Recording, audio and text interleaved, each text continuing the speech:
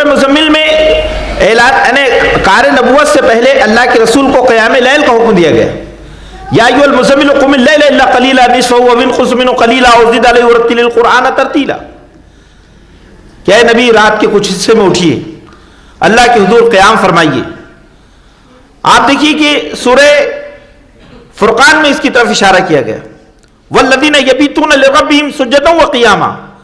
رحمان کے بندے وہ ہیں جو اپنے رب کے حضور راتوں کو گزارتے ہیں سجدہ کرتے ہوئے، روتے ہوئے، گڑ گڑاتے ہوئے. تو میں آپ کے سامنے یہ بات بطور خاص رکھنا چاہتا ہوں کہ اگر آج ہمارے گھروں کے اندر کوئی بے چینی، بے قراری کی کیفیت ہے اور ہمارے رشتوں میں اگر عدم استحکام ہے تو اس میں تعلق باللہ کی کمی ہے. تعلق باللہ یہ انسان کو جو ہے بہت بصیرت عطا کرتا ہے، اور تعلق باللہ انسان کی شخصیت میں ایسا نور پیدا کرتا ہے کہ جس کے نتیجے میں وہ پرکشش ہو جاتی ہے، بہت پرکشش ہو جاتی ہے وہ شخصیت. پھر تیسری چیز کیا ہے؟ والذین هم عن اللغو معرضون. اے نبی، کامیاب مومن وہ ہیں جو اپنے آپ کو لغویات سے بچائے رکھتے ہیں. اب آپ دیکھیے قرآن مجید کا اسلوب، نماز کے بعد فوراً لغویات کی طرف متوجہ کیا ہے. حالانکہ آپ پورے قرآن کو پڑھ لیجئے، قرآن میں جگہ جگہ اقیموا الصلاۃ وآتوا الزکاۃ کہا گیا، لیکن یہ آیت کریمہ ایسی ہے جہاں پر زکوٰۃ کا حکم تیسرے نمبر پہ آیا ہے اور دوسرے نمبر پہ لغویات سے اجتناب اور اعتراض کا حکم آیا ہے. کیوں آیا ایسا؟ کیونکہ یہ مکی صورت ہے، اور مکے میں جو معاشرہ تھا وہ معاشرہ ایسا تھا کہ جو لغویات میں منہمک تھا. جو معاشرہ، جو صحابہ کرام اسلام میں داخل ہوئے تو ان لوگوں کی زندگی میں کیا تھا جو قرآن مجید میں سورہ حدید میں موجود ہے، انما الحیات الدنیا لعب ولہو وزینۃ وتفاخر بینکم وتکاثر فی الاموال والاولاد. تو اصل میں ایک جو مشرک معاشرہ ہوتا ہے، خدا بیزار معاشرہ ہوتا ہے، ایسا معاشرہ جو دنیا میں مادہ پرست ہوتا ہے، اس معاشرے کے اندر انسان جیتا ہے لغویات کے پیچھے. آج آپ دیکھیے کہ آج ہم دیکھ رہے ہیں کہ ہماری زندگی کا بیشتر حصہ لغویات میں صرف ہو رہا ہے. نبی کریم صلی اللہ علیہ وسلم نے یہ بات ارشاد فرمائی کہ آدمی کا عمدہ اسلام یہ ہے، خیر الاسلام، اعلیٰ درجے کا اسلام کسی انسان کا اگر ہو سکتا ہے تو وہ یہ کہ ترکی لا یعنی ہی، کہ وہ ان چیزوں کو چھوڑ دے جس کا کوئی مطلب نہیں ہے. امام ابو داؤد رحمۃ اللہ علیہ نے اس حدیث کی تشریح میں ایک بات بڑی غیر معمولی لکھی ہے کہ یہ جو حدیث ہے یہ اسلام کی پوری اسلام کی جو تعلیمات ہے اس کا 1/3 حصہ اس حدیث میں، 1/3، یعنی ایک آدمی اگر لغویات سے بچ جائے تو گویا اس نے اسلام کے 1/3 حصے پر عمل کر لیا. تو وقت بہت کم ہے، لیکن میں یہ بات آپ کے سامنے عرض کرنا چاہتا ہوں کہ ہمیں اس بات کو دیکھنے کی ضرورت ہے کہ ہم کن مصروفیات میں، کن مشغولیات میں، کن مشاغل میں لگے ہوئے ہیں. ہم اپنے گھر کو دیکھیں، اپنے بچوں کو دیکھیں، اپنے آپ کو دیکھیں. اس پر تنقیدی نظر اگر ہم ڈالیں تو ہم دیکھتے ہیں کہ آج کل اینڈرائڈ نے، آج کل نیٹ نے، آج کل ہمارے جو ہے وہ ویڈیو گیم نے، یا شادی بیاہ کے جو مسائل ہیں اس میں، اور گھروں کے اندر دل لگی ہیں، بچوں کے کرکٹ کا جنون ہے، یہ الگ الگ چیزیں ہیں جس نے آج انسان کے قیمتی وقت کو ضائع کر دیا ہے. وہ وقت جو کامیاب زندگی کی ضمانت تھا وہ وقت جو ہے شیطان نے ہم سے چھین لیا. تو لغویات سے اجتناب. اور اس کے بعد میں تیسری چیز زکوٰۃ کے طریقے پر عمل. زکوٰۃ کے معنی ہوتے ہیں اپنے آپ کو پاک کرنا، اپنے آپ کو نشوونما دینا. یہ جو زکوٰۃ کا لفظ قرآن مجید میں استعمال ہوا ہے بڑا بنیادی لفظ ہے. اس میں شخصیت کا ارتقاء بھی ہے، شخصیت کا نشوونما بھی ہے، یہ سب چیزیں اس میں شامل ہیں، اور اس میں مال بھی شامل ہے. اسلام کا جو مقصد ہے وہ تزکیہ نفس ہے. نبیوں کا جو مشن ہے وہ تزکیہ نفس ہے. نبی دنیا میں اسی لیے آئے ہیں تاکہ انسان کو پاک صاف کر دے. قد افلح من تزکا وذکر اسم ربہ فصلی. کامیاب ہوا وہ جس نے اپنے آپ کو پاک کیا، اپنے رب کا نام لیا اور نماز پڑھی. تو تزکیہ نفس جس کو ہم کہتے ہیں تو اس میں 2-3 چیزوں کو ہمیں شامل سمجھنا چاہیے. پہلی چیز کیا ہے کہ ہماری نیتوں کا تزکیہ ہو. نیتوں کا تزکیہ کہ ہم جو کام کرتے ہیں اس میں سب سے پہلے ہمارا ارادہ اور ہماری نیت صحیح ہو. کیونکہ اگر اس میں ہمارے ارادے اور نیت ہی ناپاک ہو اور ہمارے کام بہت اجلے ہو تو نتیجہ یہ ہے کہ ہمارے کاموں سے برکتیں اٹھ جاتی ہیں اور ہمارے کام بے فیض ہو جاتے ہیں. دوسری چیز کیا ہے؟ ہمارے مال کا تزکیہ. مال کے تزکیے میں یہ چیز شامل ہے کہ اگر مال حرام کا ہو، حرام و حلال کی تمیز مال میں شامل نہ ہو، تو اس کے نتیجے میں ہماری عادات، ہمارے اخلاق اور ہمارے مجموعے رویے پر اس کا اثر پڑتا ہے. تو اگر انسان یہ چاہتا ہے کہ اس کی زندگی روحانی مسرتوں سے مالا مال ہو اور وہ دنیا کے اندر ایک کامیاب زندگی گزارے، تو تزکیے کا اصول اس کی زندگی میں لگاتار جاری رہنا چاہیے. یہ قرآن کہتا ہے.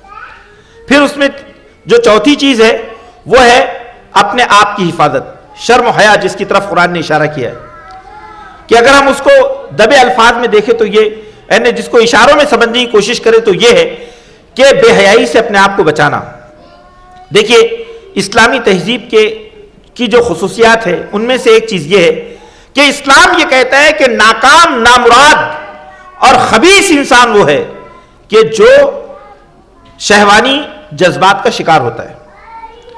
اپنی اولاد کی تربیت روحانی اصولوں پر کیجیے. اگر ہم بے حیائی کو فروغ دیں گے، یہ بے حیائی ہمارے گھروں کو برباد کر دے گی. وَلَا تَقْرَبُوا الزِّنَا إِنَّهُ كَانَ فَاحِشًا وَسَاءَ سَبِيلًا. لوگوں بے حیائی کے قریب نہ جاؤ، یہ بہت برا راستہ ہے، انجام کے اعتبار سے انتہائی خطرناک ہے. تو یہ ایک اہم چیز ہے. پھر اس کے بعد قرآن نے جو بات کہی ہے وَالَّذِينَ هُمْ لِأَمَانَاتِهِمْ وَعَهْدِهِمْ رَاعُونَ، کہ جو اپنی امانتوں کا اور اپنے عہد و پیمان کا خیال رکھتے ہیں. امانتیں کیا ہیں؟ دیکھیں اسلام میں امانت کا تصور بہت وسیع ہے. امانت دراصل ہر وہ چیز ہے جو اللہ نے ہم کو عطا فرمائی ہے. میں یہاں کھڑا ہوں تو میرے پاس میں اگر قرآن کا کچھ علم ہے تو وہ اللہ کی امانت ہے.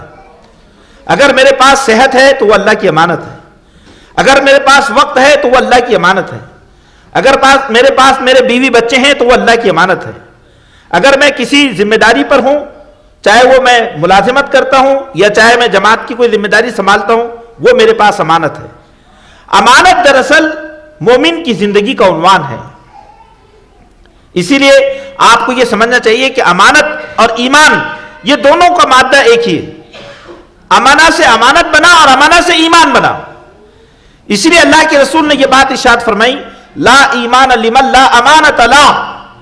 اے لوگو، جس شخص کے پاس امانت کا خیال نہ ہو اس کے پاس کوئی ایمان نہیں ہے.